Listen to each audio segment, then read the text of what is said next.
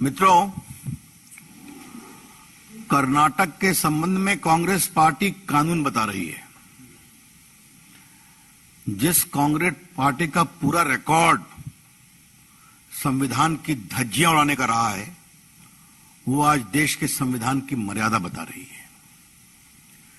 जिस कांग्रेस पार्टी ने देश में सबसे अधिक राष्ट्रपति शासन लगाया और लोकतंत्र को पैसे और अमर्यादित आचरण से कमजोर किया, आज वो हमें मर्यादा की दुहाई देने की कोशिश कर रही है। कांग्रेस पार्टी के नेताओं को आज मैं एक बात बताना चाहता हूं, थोड़ा अपनी स्मृति को साफ करें। 6 दिसंबर 92 की अयोध्या की घटना के बाद उत्तर प्रदेश तो अलग, उनकी कांग्रेस सरकार ने हमारी राजस्थान की सरकार, मध्य प्रदेश की सरकार, दिल्ली की सरकार को डिसमिस किया था, याद होगा आपको, और राष्ट्रपति शासन लगाया था। जिन सरकारों का कोई मतलब नहीं था, जहां मौका मिला भाजपा की इतनी सरकारों को डिसमिस किया था।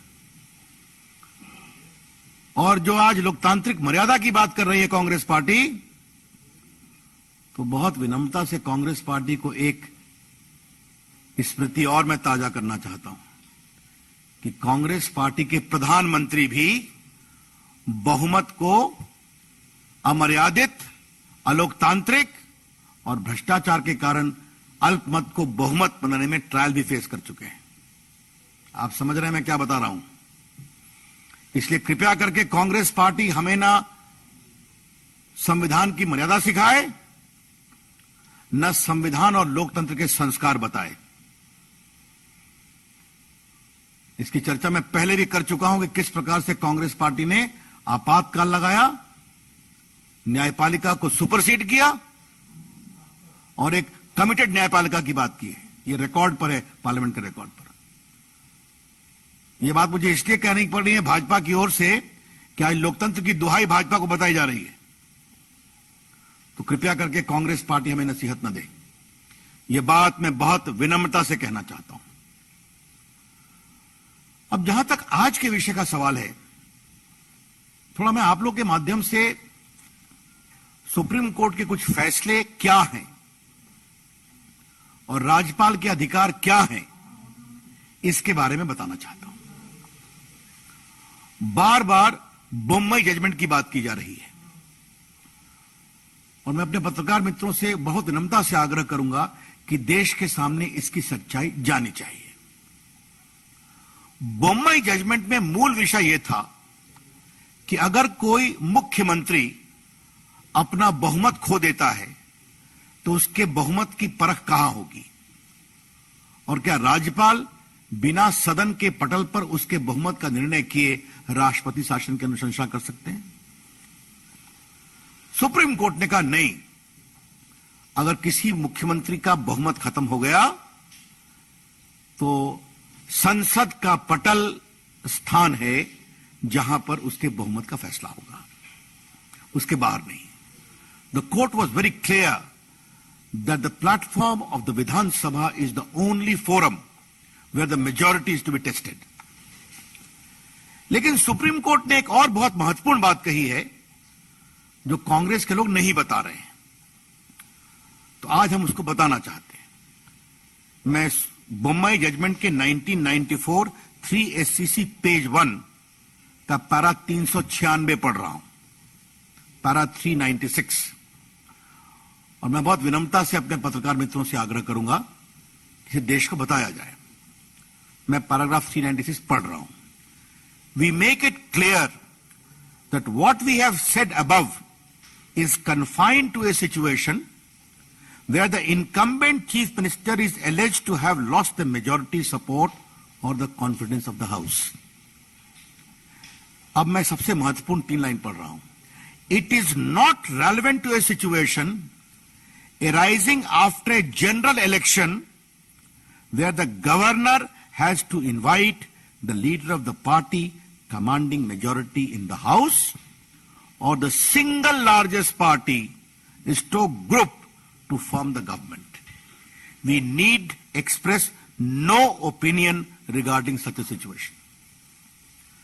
तो सुप्रीम कोर्ट ने स्पष्ट कहा कि नए चुनाव के आधार पर जो उत्पन्न परिस्थिति होगी उसमें राज्यपाल किसे बुलाएगा, सिंगल लार्जेस्ट पार्टी को या नहीं, इस पर हम कोई विचार नहीं देते हैं।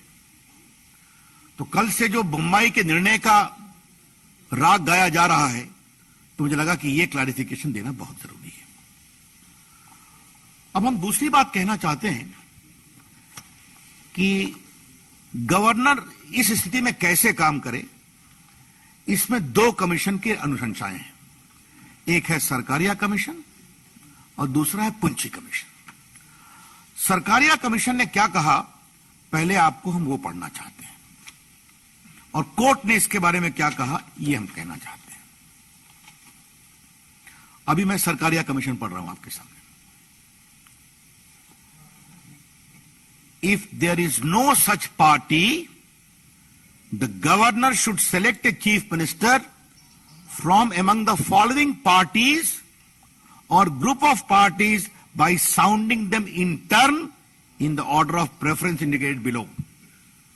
तो राज्यपाल को निम्नांकित प्राथमिकता के अनुसार बुलाना चाहिए। Number 1, an alliance of parties that was formed prior to the election. Number 2, the largest single party is taking a claim to form the government with the support of others, including independents. Is taking claim.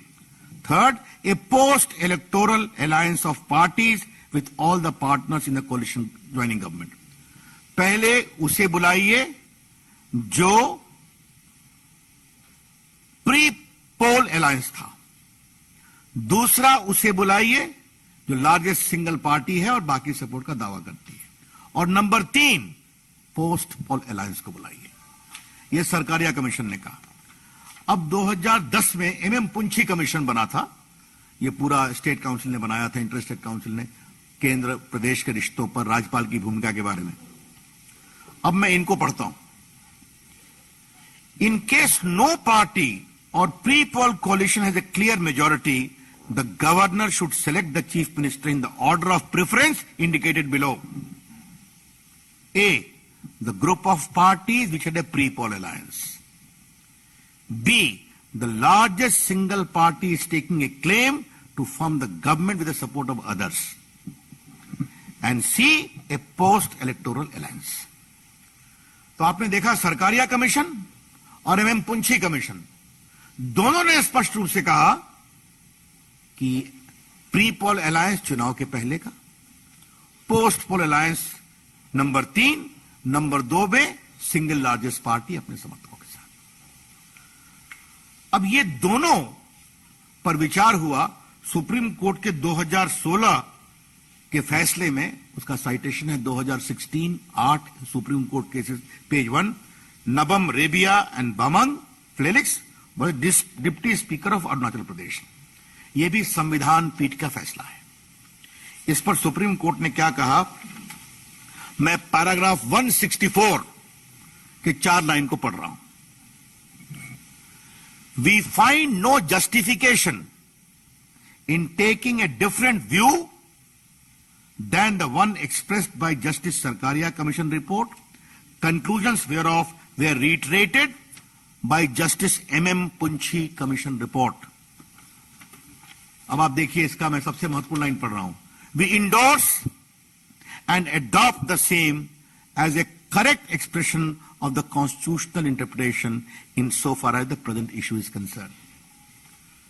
तो supreme court ने 2016 में स्पष्ट रूप से कहा कि Sarkaria commission का जो प्रेफरेंस है, एमएम पुंछी कमीशन का जो प्रेफरेंस है, इसको हम सही मानते हैं। एक बात मैं और कहना चाहता हूं, भारत के संविधान निर्माताओं ने यह स्पष्ट कहा था कि राष्ट्रपति और गवर्नर मंत्रिपरिषद की अनुशंसा पर काम करेंगे, लेकिन उन्होंने डिस्क्रेशन का भी अधिकार दिया था। किस समय? जब किसी सरकार को बहुमत नहीं है तो कौन सरकार बनाएगा? अगर कोई मुख्यमंत्री, प्रधानमंत्री बहुमत समाप्त कर देता है तो क्या उसकी राय बाध्यता है? तो राज्यपाल को भी डिस्क्रेशन है, विवेक का अधिकार, महामहिम राष्ट्रपति को भी है विवेक का अधिकार। और किसी भी निर्णय में सुप्रीम कोर्ट ने राज्यपाल के विवेक के अधिकार पर कोई बंधन नहीं लगाया है। सिर्फ इतना कहा है कि विवेक का अधिकार आर्बिट्ररी नहीं होना चाहिए, विवेक का अधिकार निर्बाधित नहीं होना चाहिए, उसकी एक मर्यादा होनी चाहिए। इसलिए मर्यादा का मैंने विस्तार से आपके सामने कहा। इस दृष्टिकोण से अगर महामहिम राज्यपाल जी ने लार्जेस्ट सिंगल पार्टी के नेता के रूप में येदियुरप्पा जी को बुलाया है, तो वो एक संविधान सम्मत फैसला उन्होंने सुप्रीम कोर्ट के निर्णय, संविधान की परंपरा और प्रेसिडेंट के आधार पर किया है। बाकी उनके फैसले के बारे में मुझे कोई अब से बहस नहीं करनी है। मैंने एक संविधान के छात्र के रूप में और पार्टी की ओर से इस विषय को रखा है। एक बात आपको ध्यान रखना चाहिए, कांग्रेस पार्टी भूल जाती है क्योंकि कर्नाटक की हार उनको पच नहीं रही है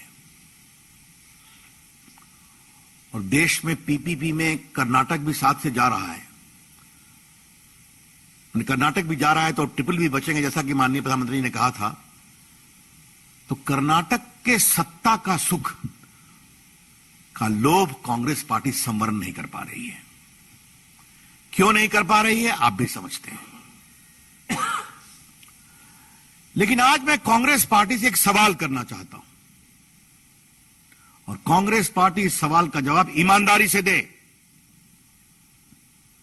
अगर वो बात करते हैं लोकतांत्रिक मर्यादा की, जिसकी दुहाई दी जा रही है, तो लोकतांत्रिक मर्यादा यह भी है कि नया चुनाव हो तो मैंडेट का सम्मान करो।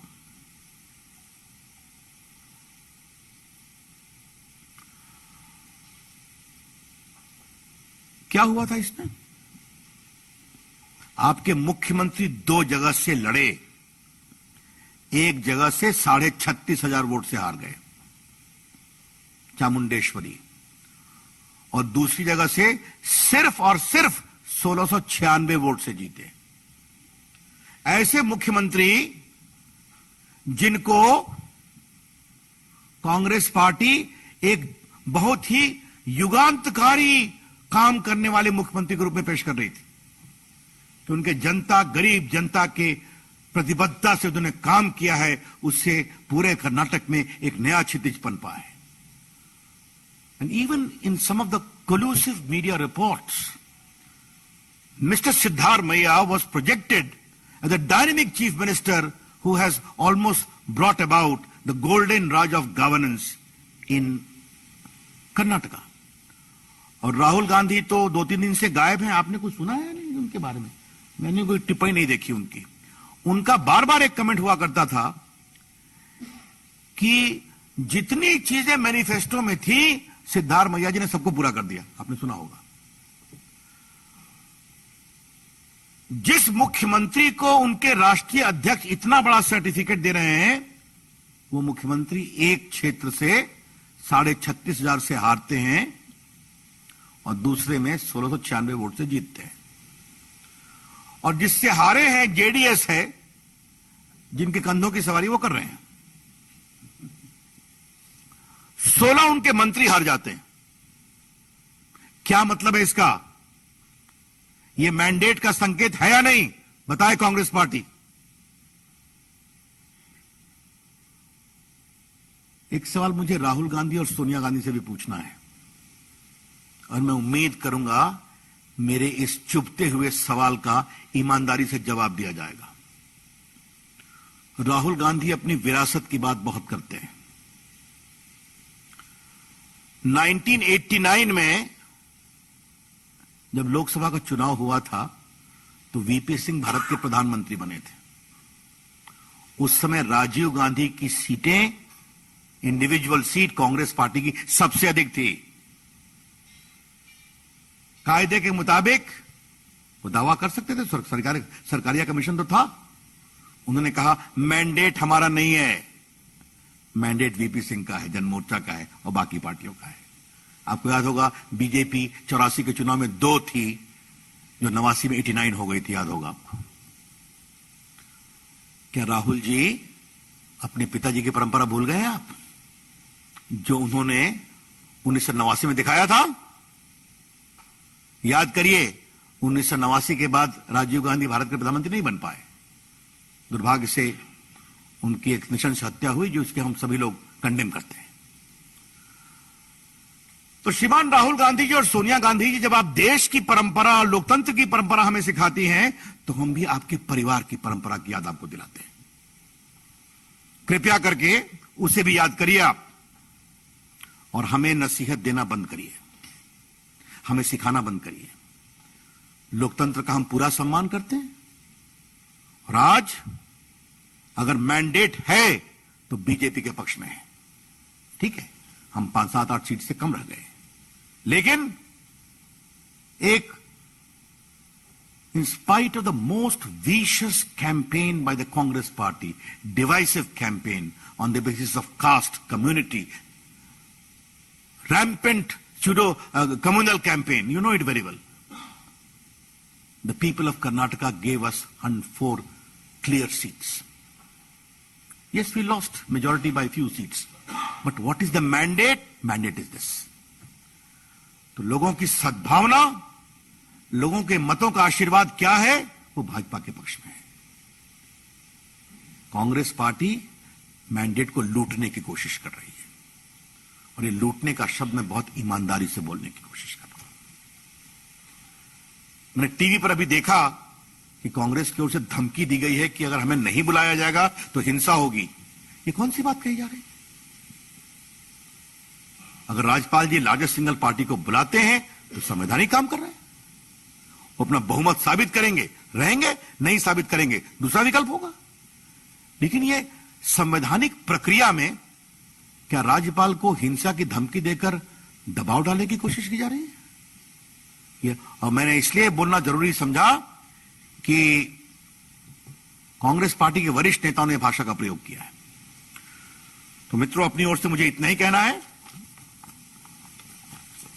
हम एक बहुमत की सरकार चलाएंगे, जनता के आशीर्वाद से चलाएंगे, और उसकी जो संवैधानिक प्रक्रिया है उसका पालन किया जाएगा। मेरी ओर से इतना ही कहना था। I am open to question if any.